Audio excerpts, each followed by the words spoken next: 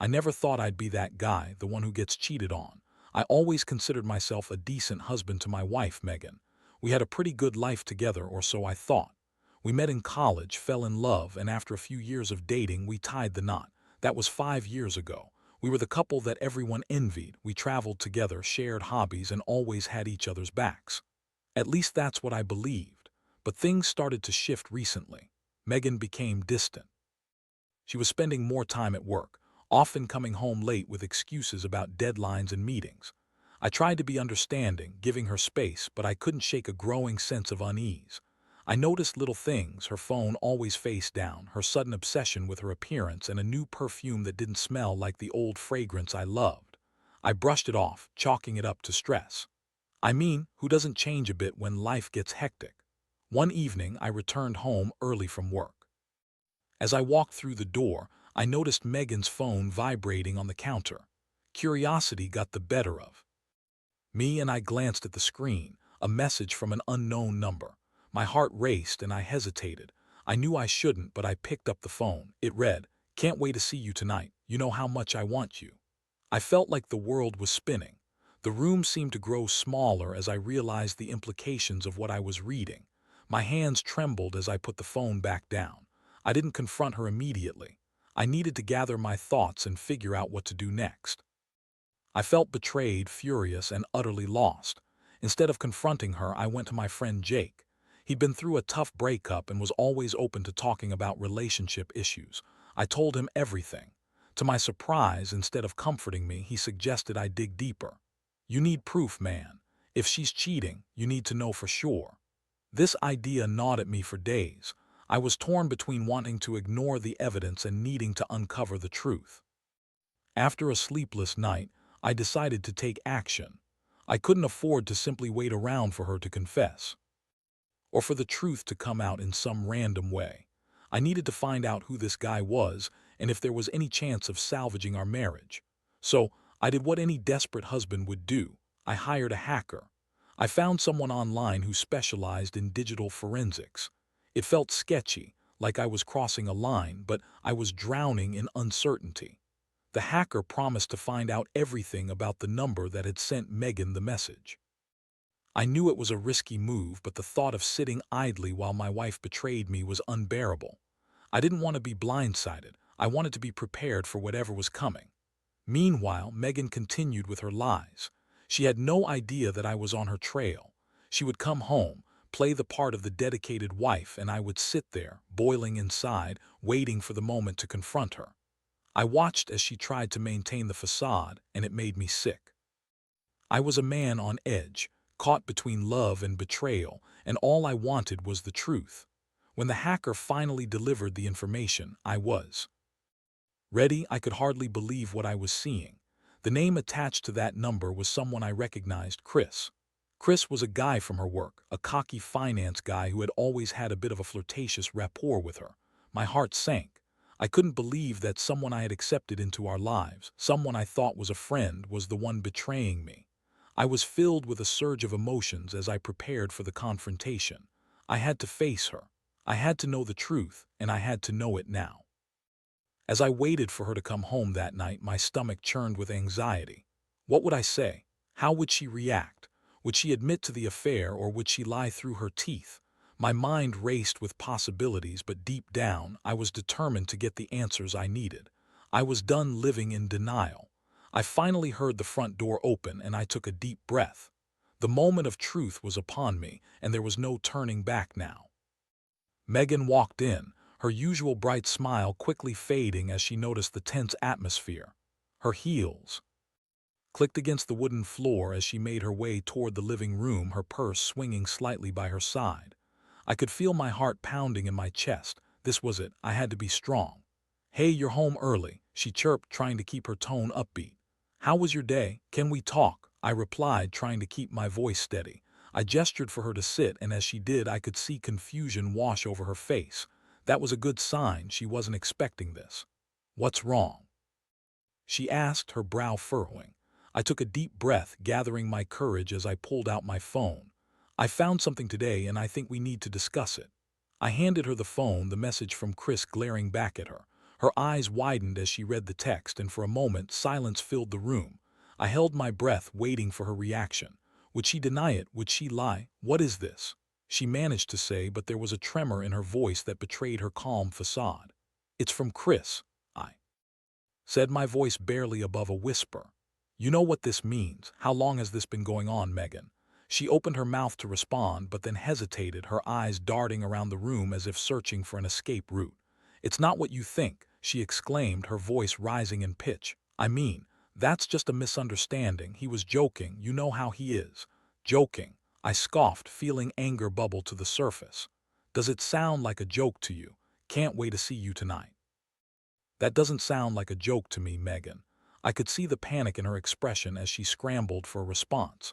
Okay, maybe there's a little flirting, but I swear it's nothing serious. I've told him to back off. You have to believe me. Believe you? I felt my heart drop. Do you really expect me to believe that? I've seen the changes in you, the late nights.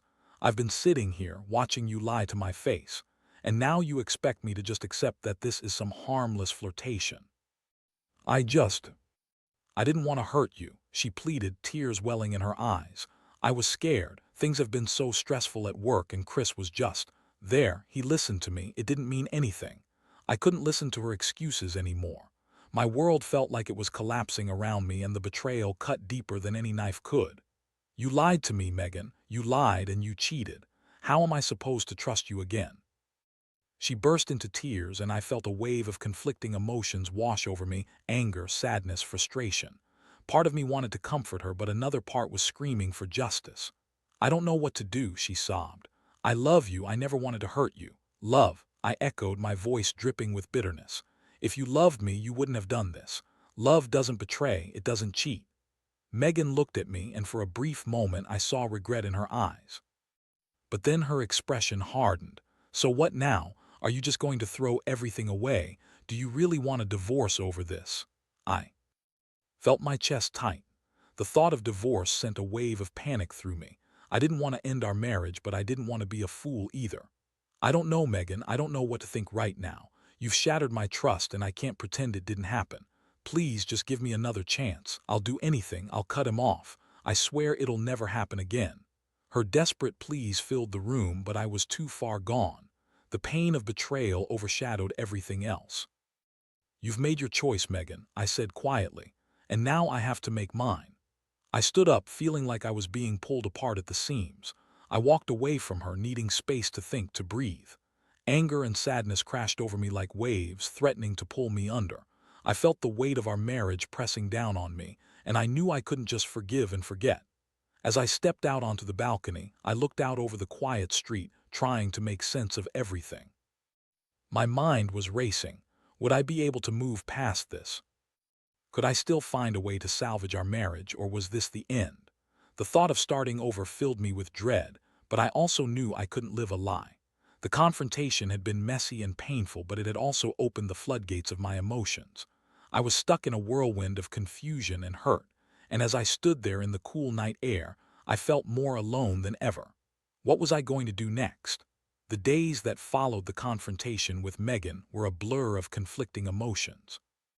I felt like I was in a fog, trying to navigate through the wreckage of our marriage. I couldn't sleep, couldn't eat, and at work I found it difficult to focus. My mind kept replaying the scene, her tear-streaked face begging for another chance, her excuses swirling around in my head like a toxic cloud. After a few days of silence, we finally sat down to talk again.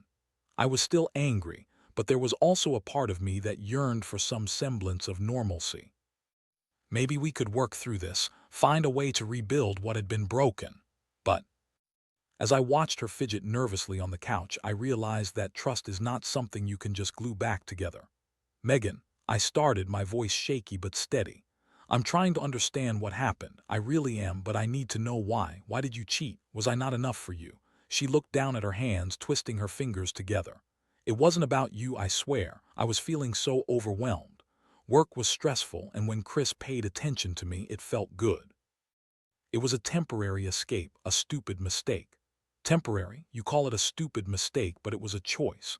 You made a choice to betray me, to lie to me. That's not just a mistake, it's a betrayal of our vows. I know, she said, her voice rising in desperation. And I regret it more than anything. I realize now how much I love you and how stupid I've been. Love, I scoffed, feeling the familiar anger rising again. You don't get to throw around that word after what you did. Love doesn't betray, love doesn't cheat. You say you want to work on things, but how can I trust you again? You had every opportunity to come clean and you chose to lie. I'm willing to do whatever it takes to earn your trust back, she pleaded, her eyes welling up with tears. I'll cut ties with Chris. I'll even change jobs if that's what it takes. Please just give me a chance to prove myself. Her words hung in the air and I stared at her, torn. I wanted to believe her. I wanted to go back to the life we had before where everything felt right. But every time I thought about the betrayal, the hurt flooded back in like a tidal wave. How could I reconcile my love for her with the fact that she had chosen someone else? I need time, Megan, I finally said, my voice breaking. I need time to think about this, to figure out what I want. I can't promise anything right now. She nodded, frustration and sadness etched on her face. I understand. I'll give you space, but please don't shut me out completely. And with that, the conversation ended, leaving me feeling like I was standing on the edge of a cliff. I spent the next few days wrestling with my thoughts, trying to decide what was best for me. The pain was suffocating, but I also felt a flicker of anger that began to morph into determination. I didn't want to be a victim in this situation. I wanted control over my life and my future. I started to make a plan. My first step was to learn as much as I could about what Megan had really done. I began by searching through her phone, looking for any signs of communication with Chris. I didn't want to be obsessive, but I needed answers. As I scrolled through her messages and social media, I felt a mix of anger and sadness. Was this what our love had become? Then I made another decision. I would confront Chris. I wanted to look him in the eye and ask him why he decided to pursue my wife.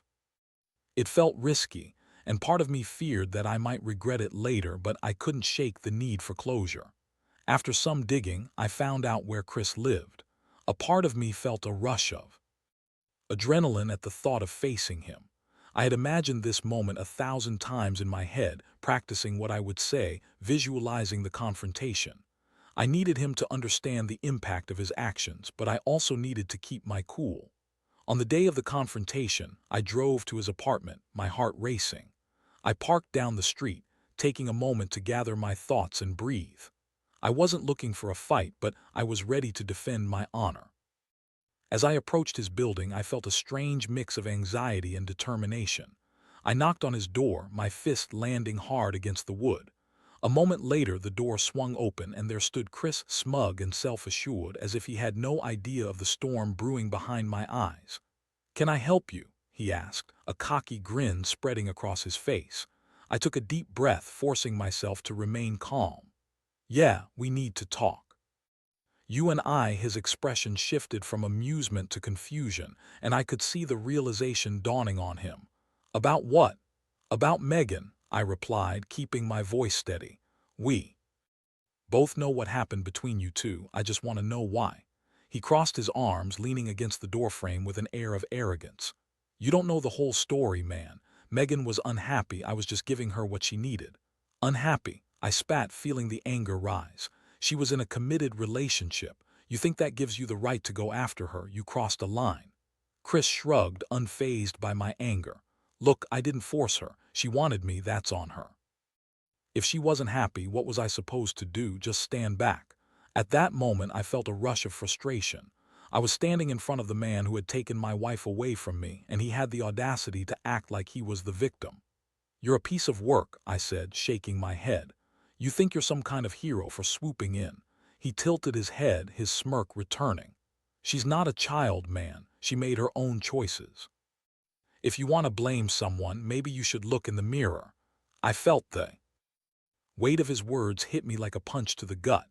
Part of me wanted to lash out, to show him that I wouldn't be pushed around, but I also knew I couldn't let him get under my skin. "Just know this, I'm not done with this. I'm not going to let you walk away from this unscathed," I said, my voice low and fierce. "You might think you've won, but I'm taking back what's mine." With that, I turned and walked away, each step feeling heavier than the last. Confronting Chris had given me a small sense of closure, but it also fueled the fire inside me. I wouldn't let Megan's betrayal define me. I would either fight for my marriage or find the strength to walk away. The path ahead was uncertain, but one thing was clear. I would not be a victim. I would reclaim my life, no matter the cost. In the days following my confrontation with Chris, I found myself caught in a whirlwind of emotions. I felt a strange sense of empowerment after standing up to him, but that didn't erase the pain I was feeling at home. Megan and I were living under the same roof, but it felt like we were miles apart, existing in two different worlds. Each conversation was tense, filled with awkward pauses and unspoken words. Megan was trying her best to mend things between us, but her attempts felt shallow. She brought me coffee in the mornings, asked about my day, and even put on the old records we used to listen to together. But it didn't feel genuine. I could sense the desperation behind her actions, the way she clung to every moment of connection as if it were a lifeline. One evening, she sat down with me after dinner, her expression serious. "I know I messed up and I'm sorry," she said, her voice shaking slightly. "I want to make this work, really. I'll do whatever it takes." I wanted to believe her. I wanted to find a way to forgive her, but every time I looked at her, I was reminded of her betrayal. "You say that, but how can I trust you again? You've broken that trust and I don't know how to rebuild it." "I understand," she replied, her eyes glistening with tears. "I know it won't be easy, but I'm committed to earning your trust back." Hearing her speak felt hollow. The words sounded rehearsed, and I couldn't shake the feeling that she was saying what she thought I wanted to hear. I had to approach this carefully. I needed to protect my heart. "I need time, Megan," I said, my voice gentle but firm. "I'm not ready to just jump back into things like nothing happened. I have to process everything." "Okay," she whispered, defeated. "I'll give you time. Just please don't shut me out completely." As the days dragged on, I began to feel the weight of my emotions shift. I was angry, yes, but I also felt a sense of sadness creeping in, an overwhelming grief for the relationship we had lost. I missed the intimacy we once shared, the laughter, the playful banter, the late-night conversations. But now, every word felt like a reminder of what was broken between us. While I was still grappling with my feelings, I also started to consider my options. I had been doing a lot of research on marriage counseling, and I wondered if it might help us navigate this complicated mess. Did I want to give our marriage a real shot, or was it time to cut my losses and move on? One night, I was lying in bed, staring up at the ceiling when I made a decision. I would suggest counseling. I wanted to see if we could work through our issues together with a professional's guidance. Maybe talking to someone would help both of us understand what went wrong and how to rebuild our relationship. The next day, I broached the subject with Megan. "I've been thinking we should consider couples therapy," I said, watching her reaction closely. Her eyes widened and a flicker of hope crossed her face. "Really? You think that might help?" "I think it could give us a chance to communicate better," I replied. "I'm willing to try, but it's going to take work from both of us." "Yes, I'm willing to do whatever it takes," she exclaimed, her enthusiasm palpable. We quickly found a therapist who specialized in infidelity and began scheduling sessions. Walking into that office for the first time felt surreal. I didn't know what to expect, but I knew it was a step towards either healing or further unraveling. The first session was awkward. We sat on opposite ends of the couch, our therapist, Dr. Harris, leaning forward with an intent look in his eyes. "Let's start by talking about what brought you both here today," he prompted. Megan spoke first, recounting her feelings of stress at work and how that had led her to make poor choices. I listened, trying to keep an open mind, but it was hard not to feel defensive. "I just didn't want to burden you with my problems," she said, looking at me with pleading eyes. "But instead, you chose to hurt me in the worst way possible," I interjected, frustration bubbling up. "You should have come to me. I would have helped you." Dr. Harris stepped in, his voice calm and steady. "It's important to understand that infidelity often stems from deeper issues in the relationship. It's not just about the affair itself, but the reasons behind it. Let's focus on communication and rebuilding trust." As the sessions continued, I began to peel back the layers of our relationship. We discussed everything from our individual stressors to our expectations of each other. Dr. Harris guided us through exercises meant to foster better understanding, but it was an uphill battle. Each session felt like a roller coaster ride of emotions: pain, sadness, anger, and occasionally, glimpses of hope. Through therapy, we were forced to confront the uncomfortable truths about our marriage. I expressed my feelings of betrayal and hurt, while Megan shared her fears and insecurities. Surprisingly, there were moments of vulnerability that allowed us to connect on a deeper level.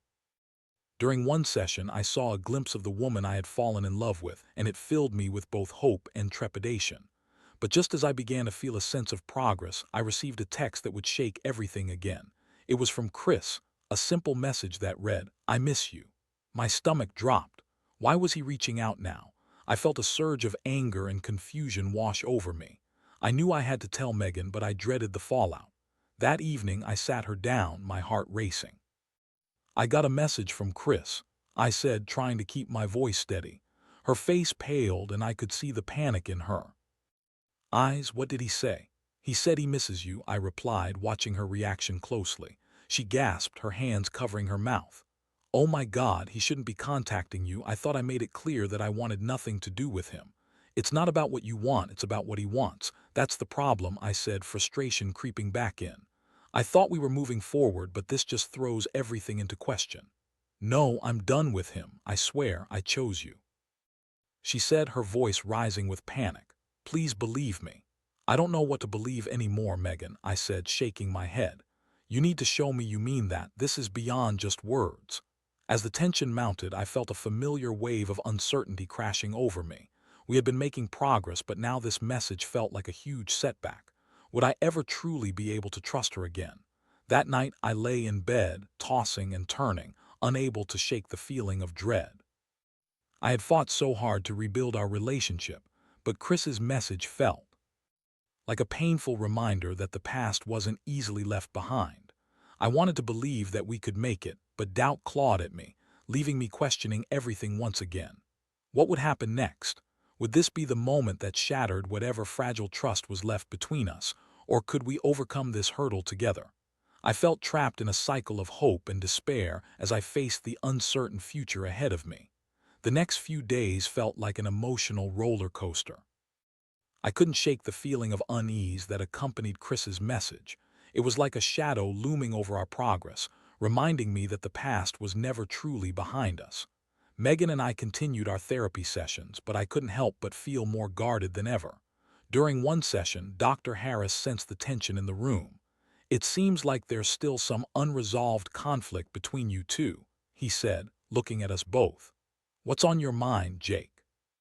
I took a deep breath, wrestling with my emotions. "I just don't know if I can trust Megan completely," I admitted, feeling the weight of my words. "Chris's message has thrown me off balance. It's like a constant reminder that she could easily slip back into that world." Megan's eyes widened, her expression shifting from concern to hurt. "I can't believe you still think I'd go back to him. I've been working so hard to show you that I want to make this work." "I know, and I appreciate that," I replied, my tone softening. "But every time I think we're making progress, something pulls me back into those feelings of betrayal. I don't want to feel this way, but I can't ignore how much damage has been done."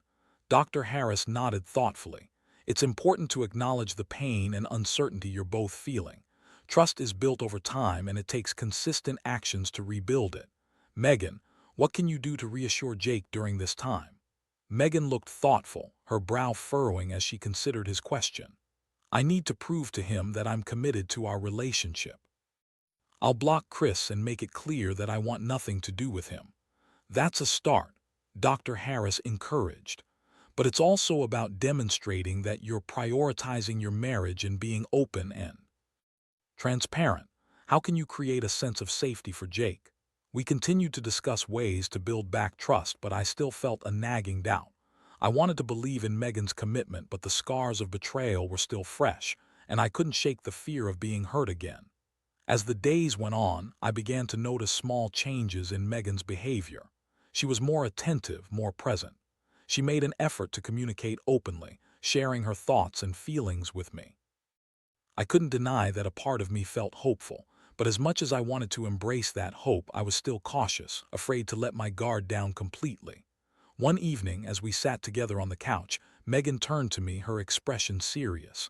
I've been thinking about what we talked about in therapy. I want to reinforce our relationship in a way that makes you feel secure. I raised an eyebrow, intrigued. What do you mean? I want to be honest and transparent. I'll share everything with you, no more secrets. We can create a shared calendar, and I'll let you know where I am at all times. I want you to know that you're my priority. Her sincerity struck a chord within me. I knew it was a big step for her, and it was an encouraging sign. That sounds like a good idea, actually, I replied cautiously. But it's going to require both of us to be committed to this. I'm committed, she said softly, her hand reaching for mine. I want us to be okay again, Jake. I really do. As I held her hand, I felt a flicker of warmth, but I couldn't ignore the voice in my head reminding me to stay cautious. Trust cannot be forced, it has to be earned. That weekend, we attended another therapy session, and I felt a mix of anticipation and anxiety as we entered the office. Dr. Harris greeted us warmly and asked how things had been since our last visit. We've been working on communication, Megan said, glancing at me for support. And I've blocked Chris. I want to focus on our relationship. Good, Dr. Harris replied, nodding. Have you felt any changes, Jake? I think I'm starting to see some progress, I admitted, though. My voice wavered, but I still struggle with trust. I want to believe her, but the fear is still there. That's completely normal, Dr. Harris reassured me. Trust takes time to rebuild, and it's okay to feel this way. What Megan is doing to reinforce her commitment is a positive step, but it's also important for you to express your feelings openly. As the session unfolded, I began to realize that my journey towards healing would not be linear. There would be ups and downs, moments of hope followed by moments of doubt. But through it all, I needed to remain open to the possibility of rebuilding. After the session, Megan and I went out for coffee, both feeling a sense of relief after sharing our feelings.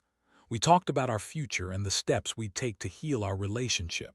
But just as I felt a renewed sense of hope, my phone buzzed with a notification. It was a message from Chris. I froze, my heart racing as I read his words. I miss you, Megan. Let's talk. I felt a surge of anger and betrayal choke me. I turned to Megan, my voice trembling. He messaged you again. Her face paled as she grabbed my phone to read the message. Oh my God, she whispered, her eyes widening in shock.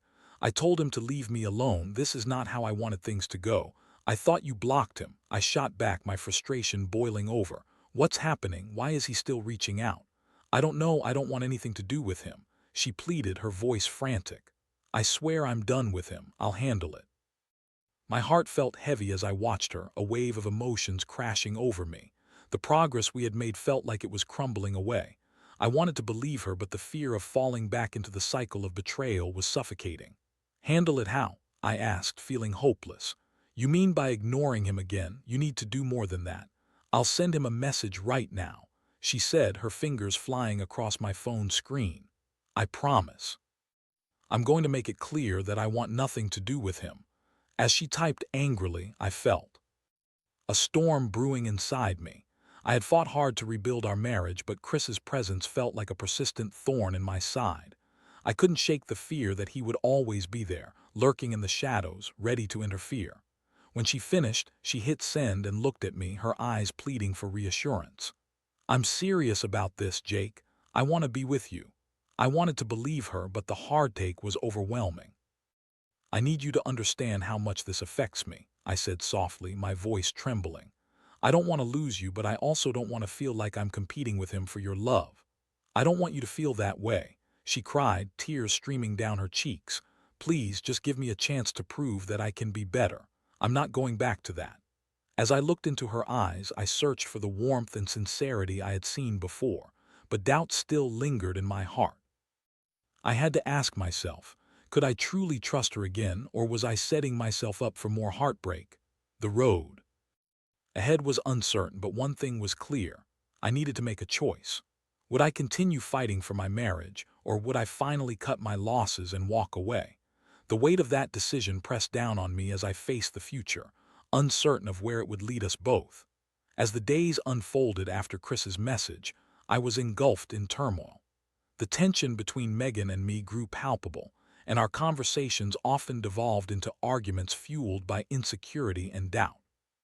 Despite her assurances, I couldn't shake off the feeling that Chris was still a threat, and it gnawed at me relentlessly. Megan devoted herself to proving her commitment. She sent Chris a final message, making it clear that she wanted no further contact and blocking him from every platform. It was a step in the right direction, but in the back of my mind, I couldn't help but wonder if it would really keep him away. Her actions were commendable, but they didn't erase the past. We continued our therapy sessions, tackling the fallout from Chris's message head-on. I expressed my feelings of betrayal and fear, and Megan reiterated her love for me.